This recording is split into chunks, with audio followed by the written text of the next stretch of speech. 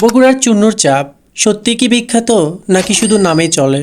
চলুন দেখা যাক। Hello viewers, in this video is super interesting because আমি আজকে গিয়েছিলাম চুন্নুর চাপে। প্রথমে গিয়ে চাপ অর্ডার দিয়েছিলাম, তারপরে বসার জন্য সিট খুঁজতেছিলাম। আপনারা জানেন যে এখানে বসার জন্য সিট খুঁজে পাওয়া অনেক টাফ, তবে আজকে আমাদের ভাগ্য খুবই ভালো ছিল।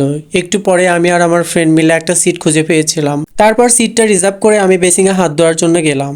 এখন আপনাদের আসল কথা বলি। ঢাকা থেকে আমার এক ফ্রেন্ড বলছিল চুন্নুর চাপ কখনোই খারাপ হতে পারে না, তুমি খাইছো ওটা ভালো ছিল না, চলো আজকে আমার সাথে যেতে হবে। আমি অনেক জোরাজুরি করার পর তারপরে ওর সাথে আসছি।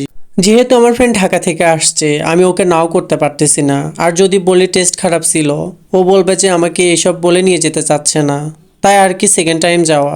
আর ফার্স্ট টাইম যেবার গেছিলাম ওটার এক্সপিরিয়েন্স আমি আপনাদের ভিডিওর মাধ্যমে শেয়ার করছি। তারপর আমাদের টেবিলে খাবার চলে আসে, সাথে 7 আপ এবং সস নিয়েছিলাম। কিন্তু সত্যি কথা বলতে চাপ থেকে এমন গন্ধ ছড়াচ্ছিল ভাই। চলুন খেয়ে রিভিউ দেওয়া যাক।